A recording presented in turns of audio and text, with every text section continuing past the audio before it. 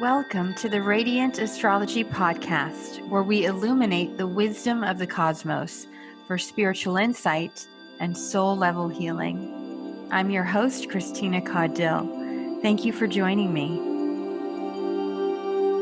Hello and welcome to the Radiant Astrology Podcast. I'm your host, Christina Caudill. And in this episode, my very special guest is Patricia Walsh, evolutionary astrologer and past life regressionist. And my work with Patricia has actually led me to really up-level in how I work with past life sessions that include evolutionary astrology. And we'll talk a little bit about that in just a moment. I'm going to keep this introduction short and sweet because I have quite a lengthy interview with Patricia and it is incredible. She is so brilliant. She's very experienced. Not only has she learned a certain modality of past life regression called deep memory process that she'd been working with for many years, decades, with the now late and great Roger Wolger. She also was trained directly by Jeffrey Wolf Green in evolutionary astrology. And these two modalities are really incredible processes to help heal parts of the soul that have been lost through traumatic experiences, either in this life or in past lives. As you'll hear Patricia talk about, the facilitator is really there to kind of pull it out of the client. And that is really where the magic is, because it can be a really gentle process, but it can really help to reach areas of the soul that just a regular evolutionary astrology or any kind of astrology session doesn't always reach. That's not to say that there's anything wrong with the method of a regular counseling astrology session, but at times people want to go deeper. They want to move something that's stuck energetically in them. And that's where regression techniques can be very helpful. And as you'll hear Patricia talk about how she works with the deep memory process, is it actually is very intensive. It springs from Jungian methodologies as well. I also wanted to just quickly announce that I'm still doing the Emergence of Soul audio readings. That's available until June 1st. I've had quite a huge response to them. So right now the wait time is about 7 days. All the information is on my website at radiantastrology.com. I'll have the link in the show notes, and it is a 30-minute audio reading plus a 5-page PDF with some notes and summary of the reading, so you can always refer back to those. And it's really about looking at this really powerful conjunction of Saturn and Pluto that's coming up, that's exact in January 2020, but in some ways it's impacting us all, especially if you have any points or planets around those degrees, around 20 to 22 of the cardinal signs. But in every way, this Saturn-Pluto conjunction is impacting our world around us. I mean, we can sense that there is something significant happening because it's not only Saturn and Pluto coming together, but it is on the nodes and it is in Saturn's sign of rulership. All of that is explained on the website. If you are curious, you want to check that out. Again, it's radiantastrology.com. And another thing about my interview with Patricia is you want to make sure you stick to the end. I mean, it's only about an hour interview, but it is really deep and really interesting. She talks about her path to becoming a deep memory process practitioner and evolutionary astrologer. I think it's so fascinating because these two methods just really inform one another. And so when you can be really adept at both of them, then that can really lead to some very powerful experiences in your client work. For those of you that are astrologers, Patricia is offering her Kairos training, which is coming up this fall. I think there's still just a couple of spots. You can go to healthepast.com. That is really her teaching her deep memory process to astrologers. I've signed up for it. It's an investment that I think can really make a huge difference in your work. For those of you who want to dive deeper in either your personal journey or your professional journey as astrologers. So a little bit about Patricia.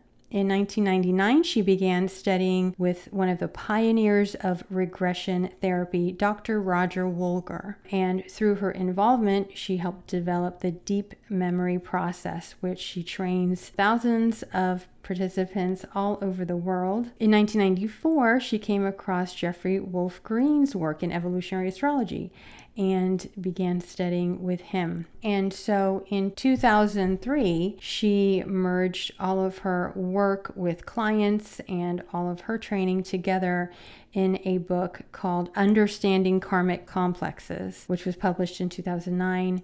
And it's excellent. Highly recommend it to anyone who wants to go deeper in this exploration of karma through lifetimes. It is really a great book to have, whether you're a professional or you're just looking for your own self-development. And you can find out all about Patricia Walsh and her work on her website, healthepast.com. And at the end, we also talk about the coming Scorpio Full Moon, which is the Wesak moon. And it is always a special full moon because it's during Taurus season. And, you know, the full moon is the opposite sign. And Scorpio is about transformation. And full moons bring things to light, and they often bring crises. But this particular full moon is ultimately about our enlightenment and healing. It's said that it is the moon under which the Buddha became enlightened, and it's celebrated in many Asian countries and elsewhere all over the world. And I always find it just a very special time. And if nothing else, it's a time to really be focused on healing, on letting go, and on releasing that which is no longer serving our growth and our life force. And Patricia brings a very beautiful, interesting perspective to the Wesak moon. So definitely check that out. So that's it for my introduction. Some of you have asked, will I be doing solo podcasts again soon? I do hope to, hopefully next month in June. But I do have a few more special guests I'll be bringing on over the next couple of weeks. So definitely tune in for that. Well, I hope you enjoy my talk about healing trauma with past life regression with the incredible Patricia Walsh of Heal the Past. Today on the Radiant Astrology Podcast, I'm really excited to welcome my guest, Patricia Walsh. Hi, Patricia. How are you? Good, and you? Thanks. Thanks for having me. Thank you for joining me.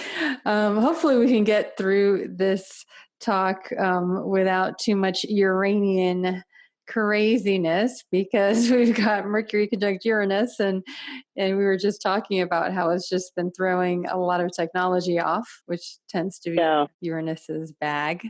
So it seems. I mean, and also some people have been talking about increased solar storms. I don't know whether it's the solar storms or the Uranian energy, but it can make it hard to sleep, I find.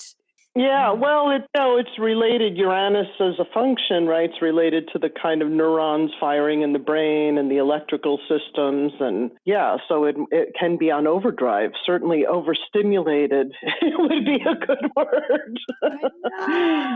Overstimulated with a flood of, ideas and inspirations, and which is great. I mean, unfortunately, we have these human bodies that exist in a certain time and space, and we're supposed to manifest those things, right? And that's harder work. That's more Saturnian work, That's so interesting because, I think of Uranian, those flashes of insight can be like downloads, when you get these downloads that sometimes they come so fast and furious and you can't even articulate them and you might not even know what they mean. And I just say to people, if they're getting downloads and they can't make sense of them, that I just think of it as my body or psyche or something is getting an upgrade. Kind of like when your phone says it's time for an upgrade and then it does all this weird stuff. And then you also, after your phone does the upgrade, how you can't find anything anymore. So it takes a while to readjust to the upgrade too. It's no longer the same phone. Yeah. But anyway, I wanted to talk to you today because I signed up for your training, your Kairos training, which I've been waiting for. I know you've been working hard on putting it together the past couple of years. But I wanted to share with my audience the work that you do, because not only are you an evolutionary astrologer from the Jeffrey Wolf Green tradition, but you're also a past life regressionist, and you worked closely with Roger Wolger, who, by the way, I love his books. I have listened to his audio book, The Eternal Return, like an eternal number of times. I have seriously listened to it like numerous times. And I just found it took a lot of my work to a whole other level, because I've been working in the past life guided meditations more, and the work that you've done, that I've experienced, I've been very fortunate to experience, and is just so profoundly healing. And it's so different than a lot of the past life regression work I've done in the past and have done on me, have experienced, because a lot of times that work just kind of takes you into this realm and you experience a trauma. And I guess you just have to figure out how to work with that trauma. But the work that you do, how I've experienced it, is yes, sometimes you can go through a past life experience that really brings up something of impact, but you help then to move through it and work through the healing process. So you don't just stop mid-flow, you kind of take it through the whole story. That's how I experience it. Is that kind of the intention of how you work with your session? Well, there's a vast difference in the way that we work and the hypnotherapeutic model. And most people, when they think of past life regression, their only exposure has been to the hypnotherapeutic model because of the TV personalities that are out there, like Brian Weiss and so on, that, that is their model. But, if you go to a hypnotherapy training, you basically get like a weekend, out of whatever their 40 hours or 100 hours, or even the more rigorous programs. I mean, some of them may spend 4 or 5 days on teaching past life, but what they don't teach are the dynamics of trauma and how trauma affects the human psyche, present and past life. And so because they don't teach that, they don't really take people into it. And rightfully so. I mean, you shouldn't open up something if you're not trained to finish it. So the difference in the training that, just to back up, I worked with Roger. I started studying with him in 99. I'm trying to remember. I think I graduated in 2000 or 2001. And then he asked me to teach with him. So we worked together for 10 years. And I traveled all over and we shared a practice. And, we were professional partners for about 10 years until he passed in 2011. So he is smiling upon us from the Bardos. Mm-hmm.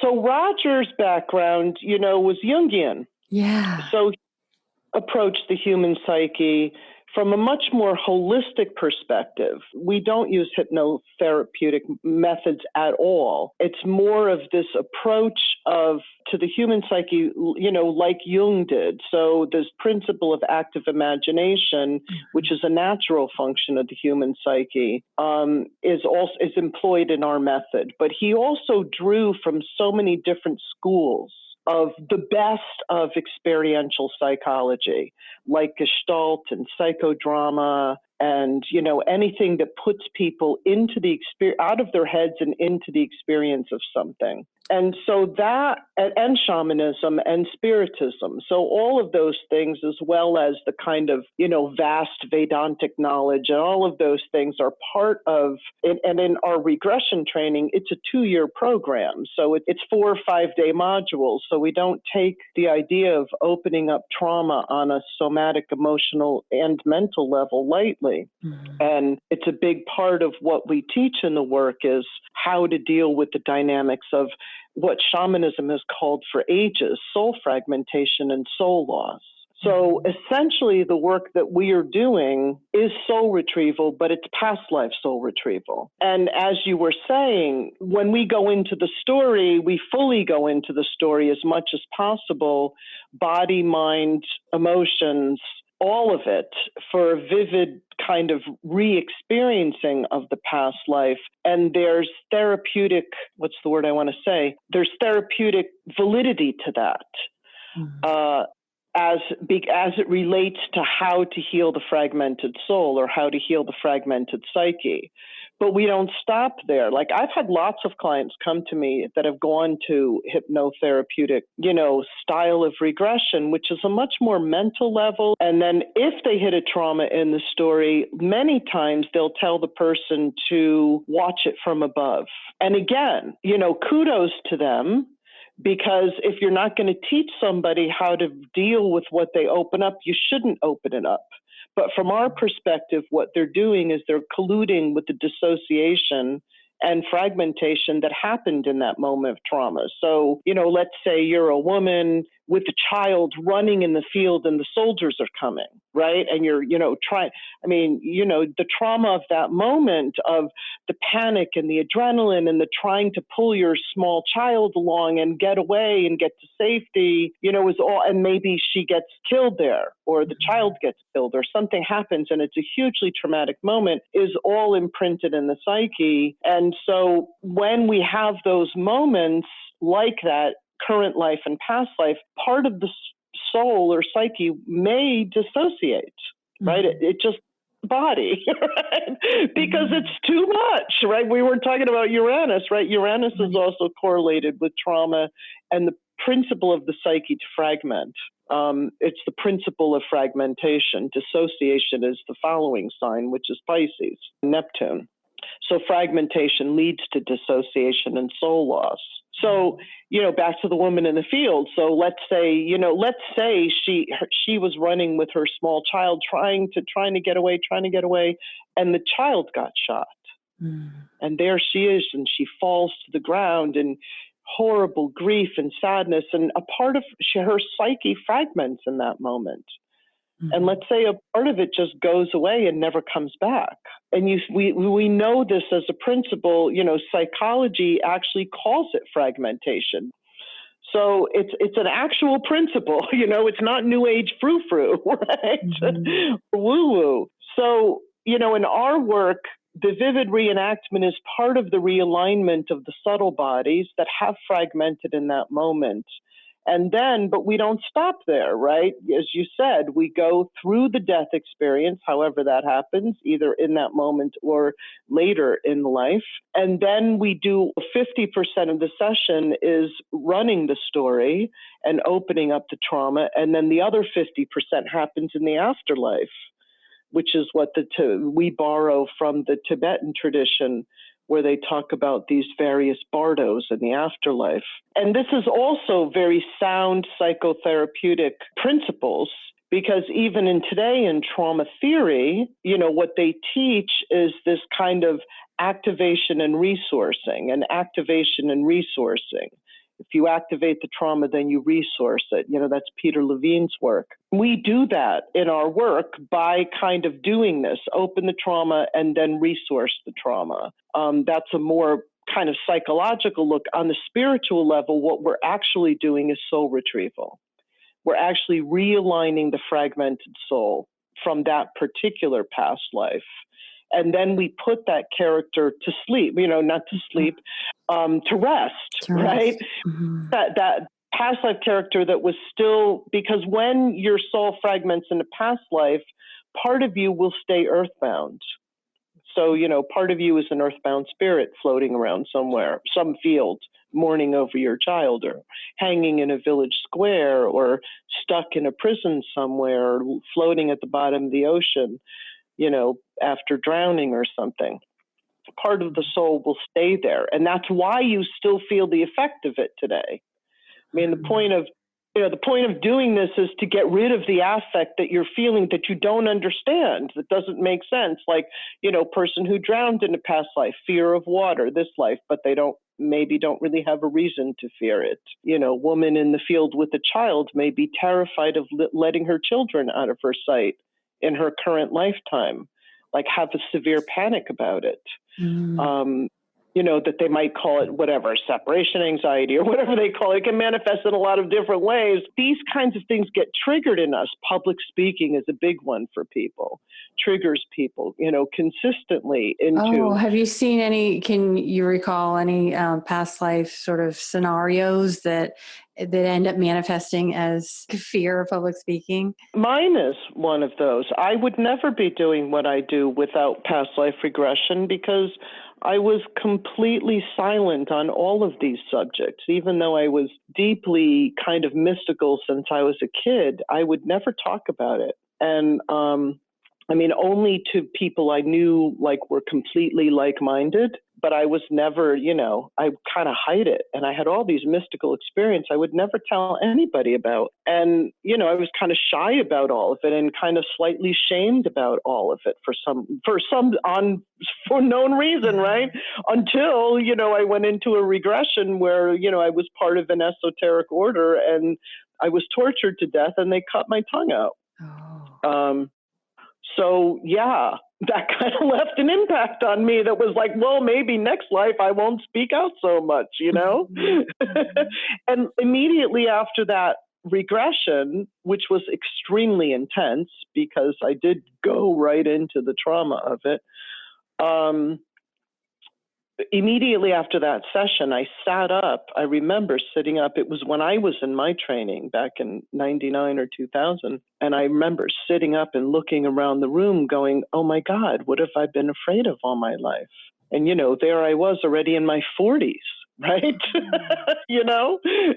I can't even imagine that, because I've seen you command the room, big rooms filled with people, in Costa Rica and in Norwalk. And yeah, that's interesting. Yeah, it was completely prior to that, if I stood in front of a group, I would completely dissociate, leave my body, and watch the scene from the ceiling.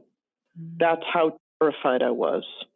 So that was one story there were probably about 4 or 5 different stories but a lot of people that have them, think of human history, right?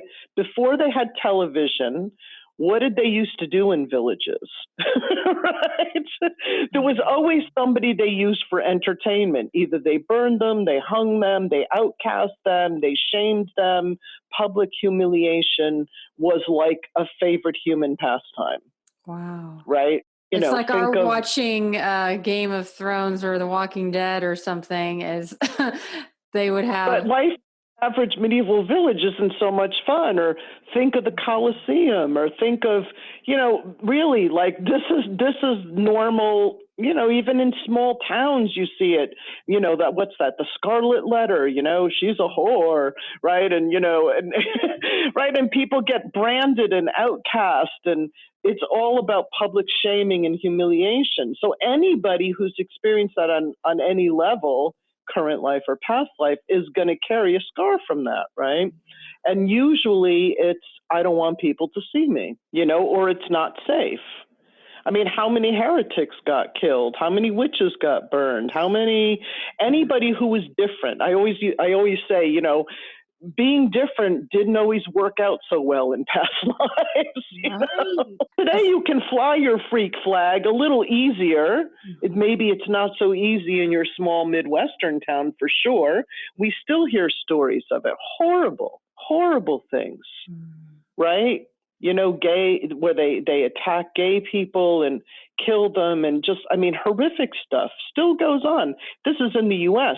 We're not even talking the rest of the world. Right. So this whole theme of persecution, I think so many people feel that in their psyche, that they've experienced it, even if, today's persecution might just be someone gives you a thumbs down on Facebook or something, or says something mean, but you might feel it might trigger something.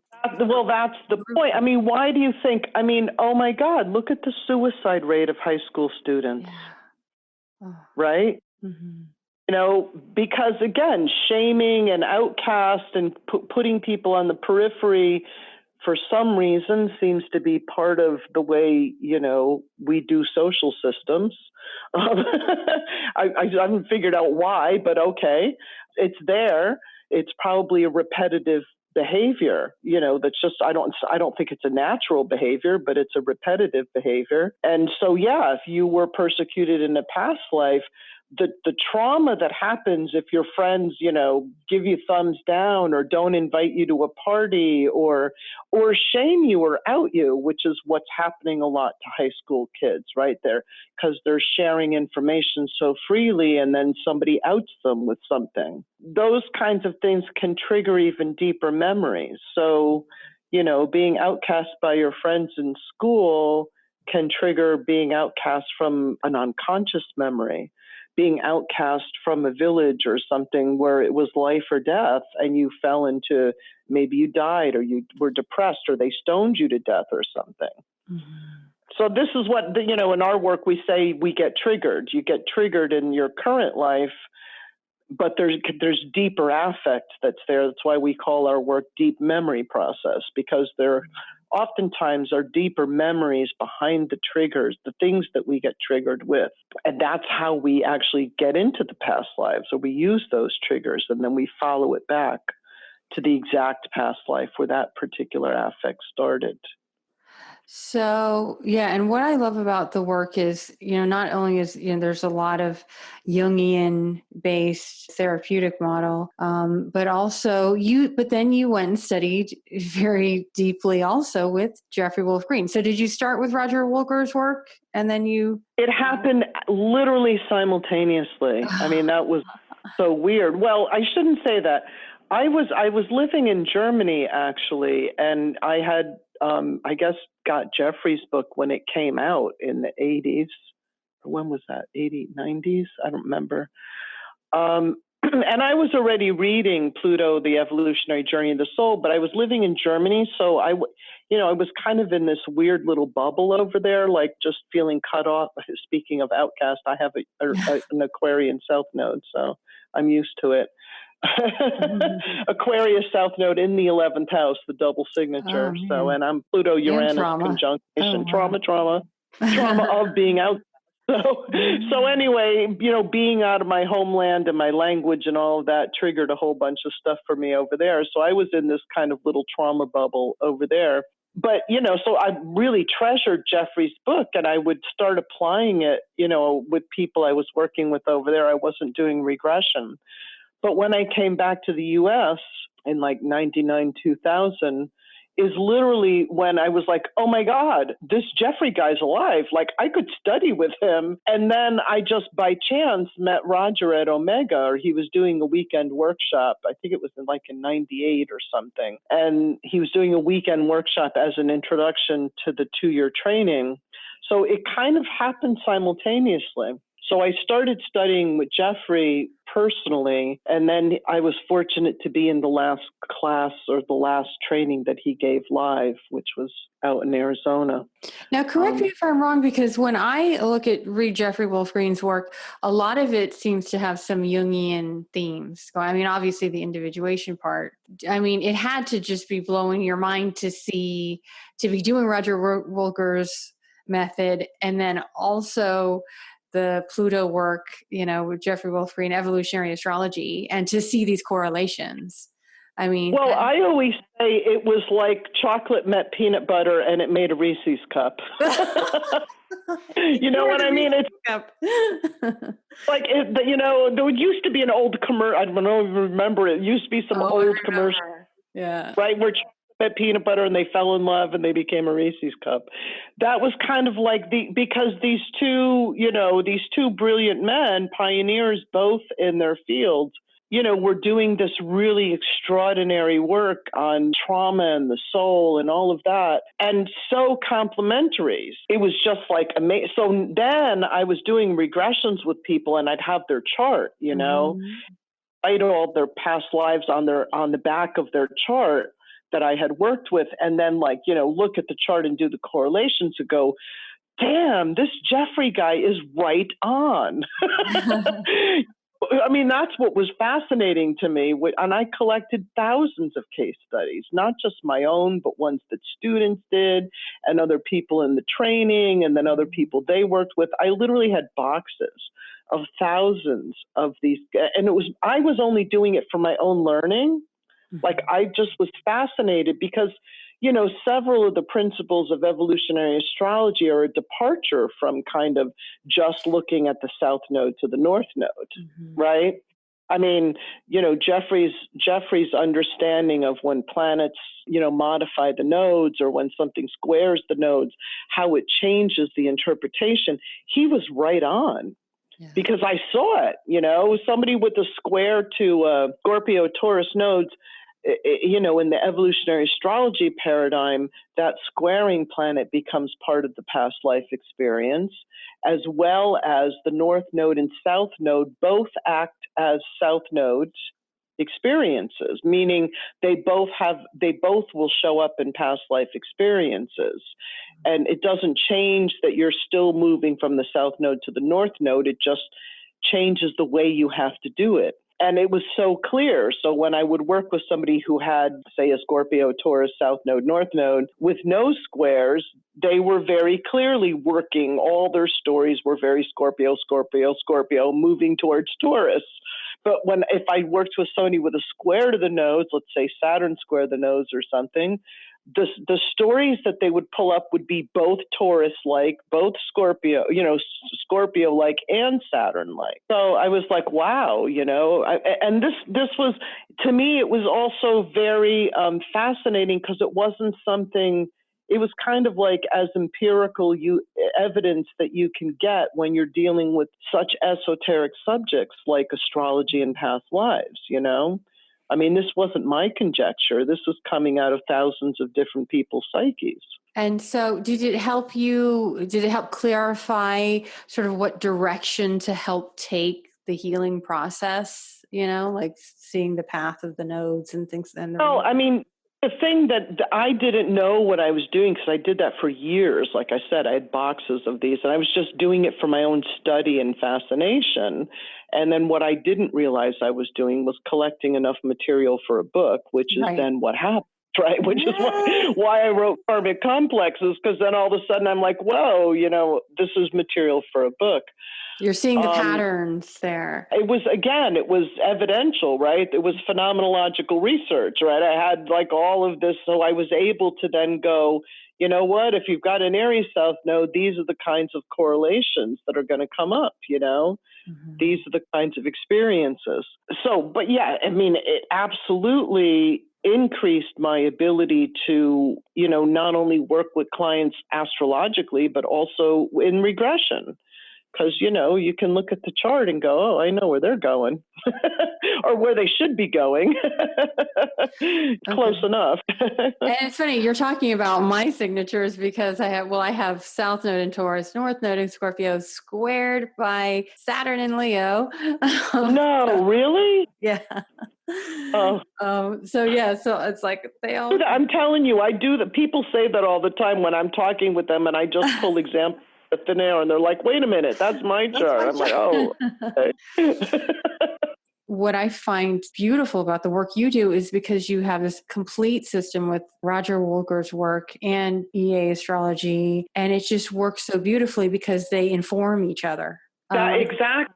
That's what I mean about the peanut butter chocolate comment, and they're both comprehensive systems. I mean, Jeffrey did his own research in his own way before he wrote his book, also doing tens of thousands of charts and kind of proving his paradigm before he put it down into writing, so it wasn't something he took lightly, right? Just kind of writing, off the top of his head something.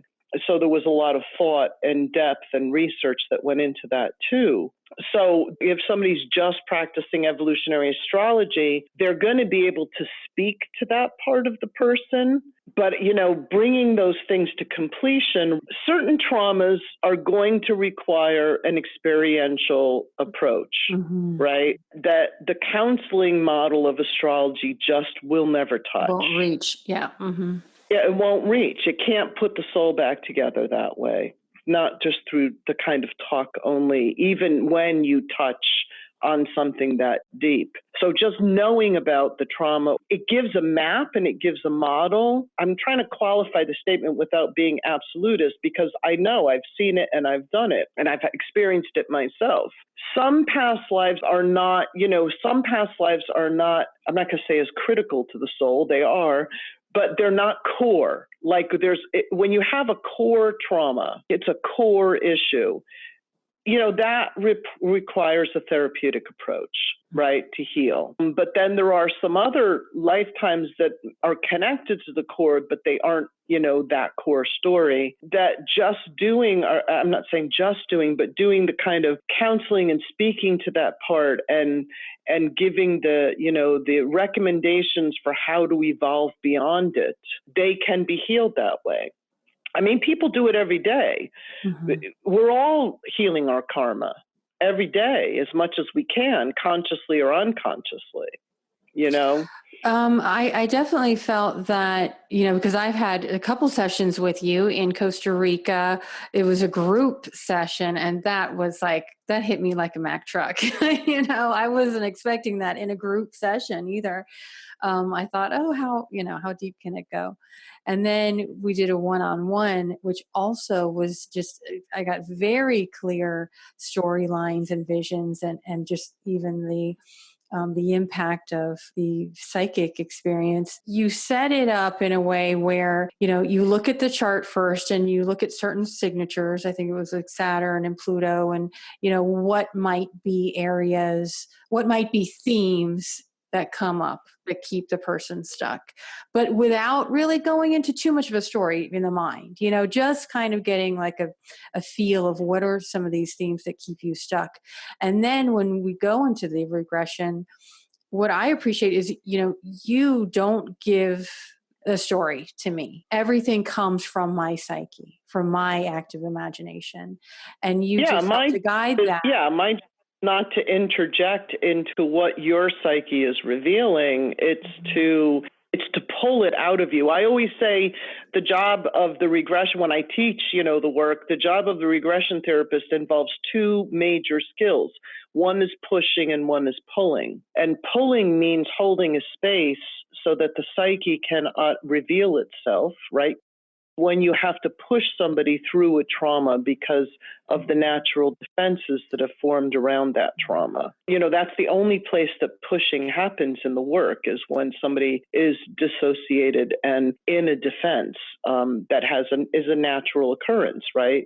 We build Band-Aids over our wounds, and then you kind of have to push somebody through that. But otherwise, it all comes from you. A lot of times a client will come in and they want to be told a story. What was my past life like? What does my chart say about my past life? And, you can get some sense of it, or you could even come up with a whole story. But that to me isn't nearly as impactful as, again, getting into the space of opening the psyche up to see what comes naturally from that. It's a limitation of the model. It's not a limitation of the modality. I use storytelling all the time when I do just astrology. I mean, lots of times if I'm just doing chart readings, I will download whole stories sometimes, or I'll use imagery, or I'll use portions of something that's just image laden, because image speaks to the subconscious. The language of the soul is image, story, myth, metaphor. It's not logical and linear. So, in an astrological consultation, we can talk principles, we can talk to the left brain, but my work has always been about, let's get beyond that. You know what I mean? Mm-hmm. So how does one do that in a counseling model, which is kind of, talking, like a talk therapy model, which is designed to kind of, work towards the logical, linear, cognitive self. What I want to do is get beneath that even in a reading. So the way to do that is through story, right? I mean, I've done it plenty of times in a consultation, kind of, looked at the symbols and downloaded something or just whatever. And then, I'll start sharing it with somebody and they'll, be in tears because it's so relative to their experience or touches them. And then we can work with that. Do you know what I mean? Well, it can also be like, how ready people are, because, even sometimes just having, for the first time, an EA consultation reading, that can be really impactful. But I think. Oh, absolutely. No. Even on the cognitive level only, like if you're not going to, even it speaks to the soul, because the whole premise of evolutionary astrology is that the soul is primary, and everything comes from that. Right. So it's not, we understand that we have a logical, linear, conscious ego, mind, ego, self, and that's not diminished. Right. It's just not, that's not where the juice is. Right. For I know in my own journey, evolutionary astrology really opened up so much of my unconscious that, it helped me to illuminate some things that I was either in denial about or not seeing. And then I wanted to go deeper. And that is where your regression was really helpful to actually make some real deep changes at a deep level that I felt like wasn't accessed. Well, I mean, ultimately, the goal is healing, right? So I have always said, because, there's been years where I just take readings off my website and don't do them because I'm so busy in the regression work. And I've kind of jokingly said it for years that, just doing charts is my retirement plan. that, as long as I can, actively get people on the mat and wrestle with their complexes and get in there down and dirty, I'd rather be doing that, because I know we're going to move something. We're going to change it. It's going to happen, Yeah. And so once in a while, do you still open up, like right now you're focused mostly on doing the training, right? That's kind of where most of your... Oh, I forgot to say that there's something else that I'm doing. I'm launching 2 new things this year. So I'm launching Taurus training, but I'm also launching an evolutionary astrology school with Laura Nalbandian and Rose Marcus. Yes, so I saw a little thing on that. I want to hear more about that. That's like a 2-year program, right? It's a 2 to 3 year program. We're planning on launching the evolutionary astrology. So we're going to have a few modules. It's called Soul-Wise Astrology, and we're going to have a very beginner module, but we're actually not launching that till 2020. We're going to jump in on the EA level. I think we're planning. We don't have the exact date yet, but we're planning a launch in September. And then that would be, I think it's 39 weeks, but it's 39 weeks with breaks and, lab work and group work and homework and all of that stuff. So it's kind of stretched out to a year and a half. All 3 of us are direct graduates from Jeffrey. And Rose has been teaching evolutionary astrology. Rose Marcus in Canada has been teaching evolutionary astrology for 28 years.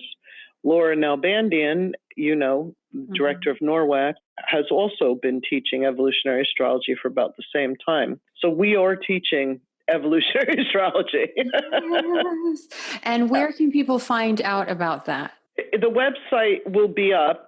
The website's almost done, actually, and the actual launch is going to happen at NORWAC. So we're ticking down to the deadline of the actual launch is going to be at the end of May. I think, I have on my website on healthepast.com, there's a sign up for email list, which will be an announcement, right? We'll announce, now you can go to the website and read about it and blah, blah. So the same as Laura's website, which I don't know the URL for. And I think Rose Marcus is rosemarcus.com. And Laura Nalbandian may be lauranalbandian.com. I don't know. I don't know it off the top of my head. Well, healthepast.com. I can link to that. Healthepast.com there's something on my schedule page that has a sign up for the email list to get notices for Soul-Wise Astrology. So Soul-Wise is evolutionary astrology. You should have a basic understanding of astrology in general, right? The planets and signs and houses. Yes. Yeah. And then that begins in September. And it's going to be like on Zoom or? Yes. And all 3 of us are teaching every class, which is. God. Yeah. I mean, we're really bringing like a gazillion years of experience. Lifetime. And you have 3 crowns, right? Like we originally. 3 women. Woohoo! I know. Well, we originally thought of calling it Triple Goddess, right? The Triple Goddess School of Evolutionary Astrology. Maybe But then we were fighting over who was the maid, the mother in the crone. No, I'm just kidding. You were all fighting over being the crone. We are all happy crones. Like, absolutely not an issue with that at all. Whoever got the short straw would have to be the maiden. Yeah. And so tell us about the Kairos. So the Kairos astrology is launched. That's 4 online webinars and a 4-day retreat out in Portland, Oregon.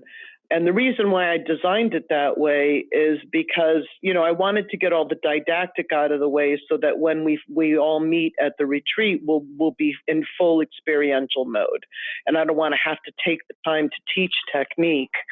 You know what I mean? I can teach the technique on webinars and not use up retreat time doing that. But then when we get to the retreat, we can jump right into practicing, how to gestalt with the planet. So that's an example.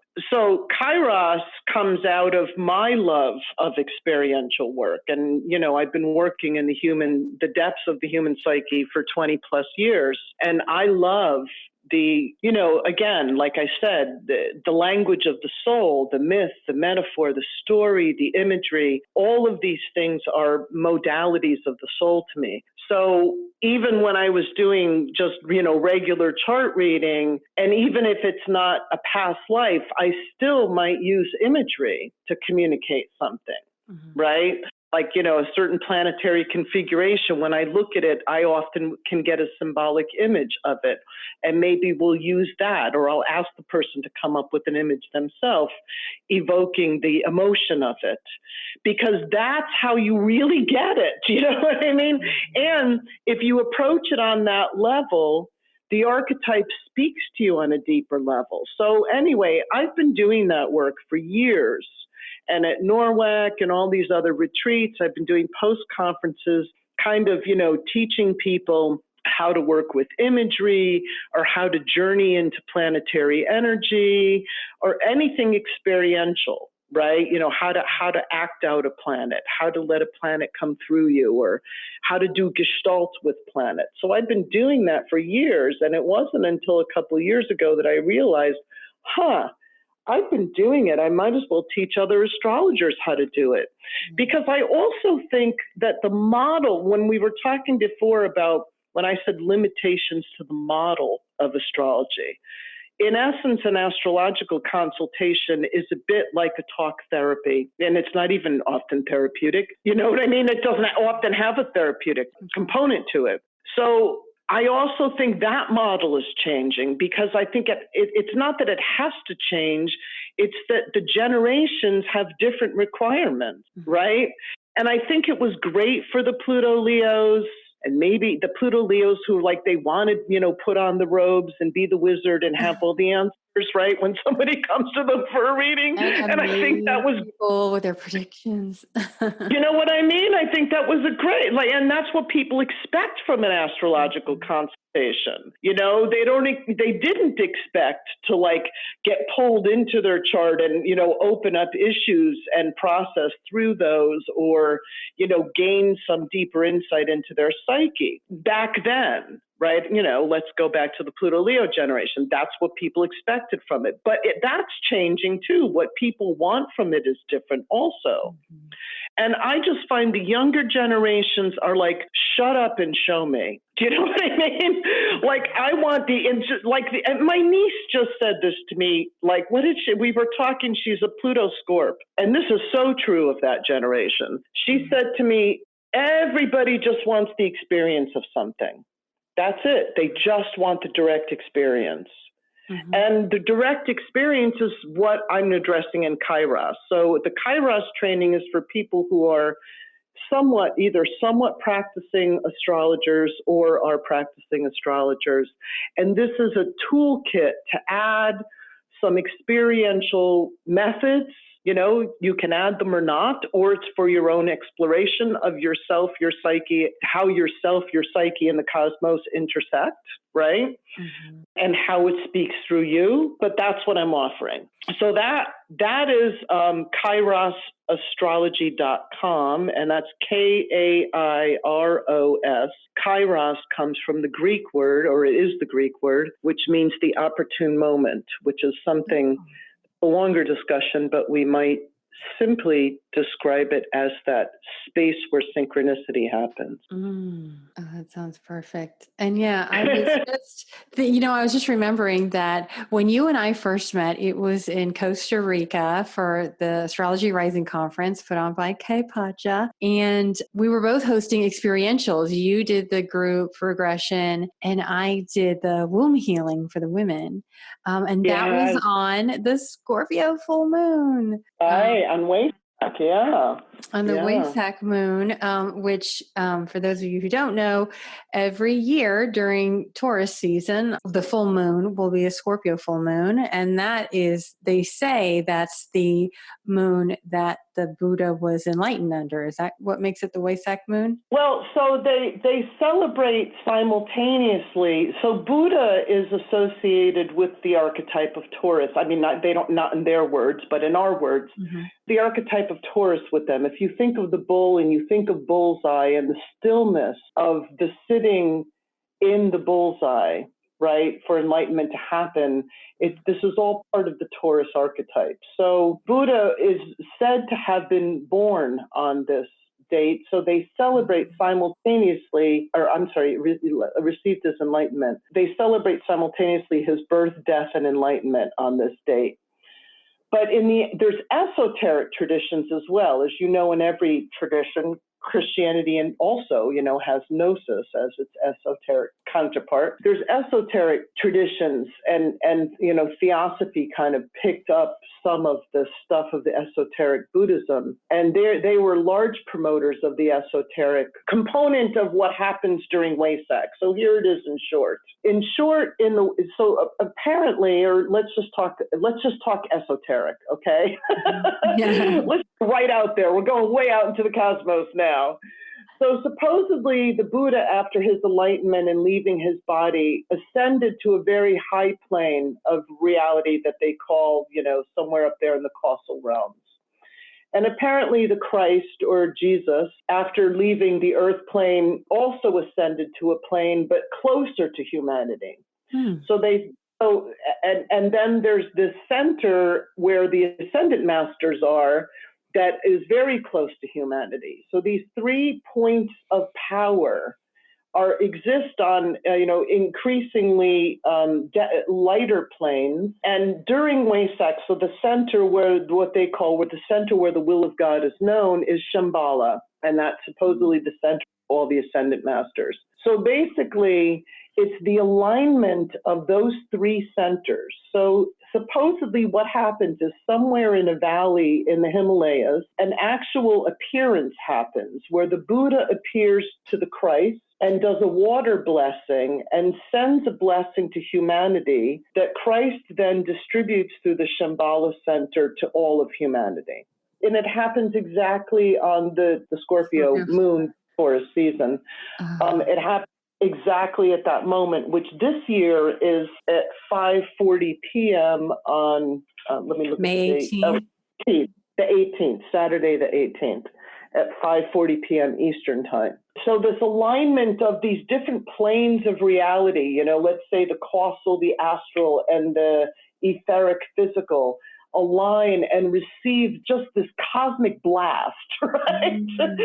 Is part of what the esoteric part of this tradition is about. And usually there's 2 days preparation where you kind of pray to receive the blessing, and then 2 days, then you receive the blessing, and then 2 days later, you just help to distribute the blessing. So it's understood to be a collective thing, that those people that are tuned in are part of the collective, that are like the batteries, that are going, okay, we're ready to receive the blessing for humanity, for myself and humanity. And so that's why being aware of it is important, right? And that it's done or it's met with that spirit. that I'm going to open this channel. It's nothing complex. It simply is, I'm going to, once or three times during the day, I'm going to open up the channel and I'm going to say, yes, bring the blessing on, and I'm open to receive it and distribute it for humanity. Oh, that is so beautiful. Oh. I mean, there's a certain, in the theosophical tradition, there's the great invocation that's recited. You can look it up online. If you look up the great invocation and theosophy, you'll see that there's a several stanza prayer that's said in preparation and during and after. Again, it's like 2-3 days before, the day of, and 2-3 days after.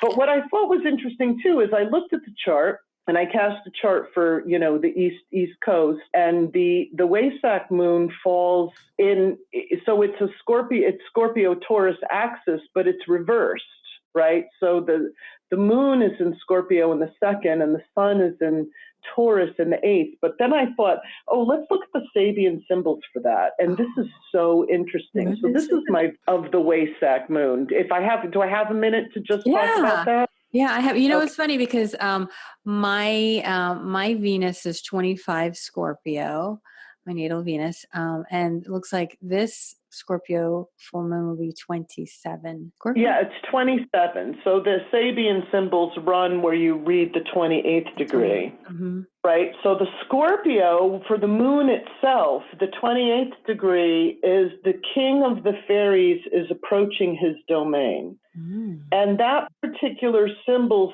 speaks to a kind of coming into something that belongs to someone, right? Like, think of it. The king, it's not just a fairy coming home, right? It's the king of the fairies approaching his domain. So there's a sense of belonging. There's a sense of finally coming home to the place where you belong and you reign over, right? So, there's something perhaps about accepting power or leadership or, not in grandiosity, but if you're comfortable within your own domain, it's not showy, right? So it's this idea of a kind of finding the place where you belong and being comfortable. Let me just say that I also like to look at the previous new moon, right? Where there was an intention seated, which was November 7th was the Scorpio new moon. That was the day after that big, the November 6th election where all of those women were elected to Congress. Right. Right. So I would look to see, like kind of a development in that area too. Yeah, I mean, so I think what's interesting is thinking of both of because the Waysack Festival, is an annual thing. So to catch the tone of the energy of this one carries through the whole year, right? So if we're thinking about this image, fairies are also opening to the other worlds, right? Which is exactly what I was saying happens during Waysack. It's like the other realms are opened, right? And the king approaches his domain. So whoever's listening, you can sit with that image and see what it says to you. Again, imagery is what it says to you. So on the Taurus side of it, where the sun is, this is also interesting. The Sabian symbol for that is a woman in middle life stands in rapt, sudden realization of forgotten charms and unexpected recovery of romance. And now what's interesting, there's several interesting things about this, but what's interesting about the combination of them is there's something about a coming home. There's something about a reclaiming something that seems to have been lost, but that can be comfortably reclaimed. And this woman in middle life also is implying, it's not getting swept away in some flight of fantasy because she's middle-aged, right? It's maybe somebody who, think of where the world is today, right? Somebody who's become tired and maybe hardened and even lost hope that romance still exists. And here she is, she's having rapt, sudden realization of forgotten charms, of unexpected recovery of romance. So to me, I'm going to expand that and say recovery of heart. right? So let's say that perhaps there's something about this Wesak moon coming, this blessing that we all might receive, that has something to do with us being able to come home to our humanity again. Because I think we've gone off the rails, right? And those listening, not so much, but those of us listening may also, our heads may be spinning because of how far off the rails we've gone. And we can't guide people back there if we're not there ourselves. Absolutely. Right? Yes. So this is what I'm hopeful for on this Wesak moon, that this is the blessing that we can invoke for ourselves and for the collective. And I'll leave it at that. Oh, that's beautiful. And I just keep envisioning, that vision that you had said about that water blessing with Christ and the Buddha, and how incredibly cleansing to the soul that is. Just even absolutely, yeah. And the Buddha representing mind and higher mind, and the Christ representing heart and compassion, right? And Shambhala representing will. So where the three are aligned, that's the whole point within the human psyche, is to align personal will with divine will, which opens to compassion, which opens to enlightenment. That is what that principle represents, right? Or the alignment of those three centers, those three esoteric centers. Oh, that's beautiful. Well, I am very much looking forward to this Scorpio full moon on May 18th. I hope everyone listening takes some time to really honor it as a period of coming home to the self. And, Scorpio is the realm of metamorphosis. And so, the full moon will help us to see how far we've come with that. And hopefully, right, and see into places we're not normally able to see into, like fairy realms. We're so dark. Fairies can be a little mischievous too. I had some fairy experiences. They're powerful creatures. You don't want to mess with them. You don't mess with the fae folk. Well, thank you so much, Patricia. This has been such a pleasure to have you on. I really hope I can entice you to come back especially when you get this soul-wise astrology off the ground. I definitely am looking forward to hearing about that with the triple goddesses. That's going to be amazing. I think that's something that people are so ready for. Powerful women teachers to be coming together and passing down their wisdom. So thank you so much for that. You're welcome. Thank you. And I will see you in Portland in October for Kairos. Well, you'll see me online before then in the trainings, and then we'll see you in Portland. I already got my ticket to Portland, though, by the way, so I'm looking forward to it. All right, my dear, thank you so much, and I look forward to seeing you soon. Okay, thanks.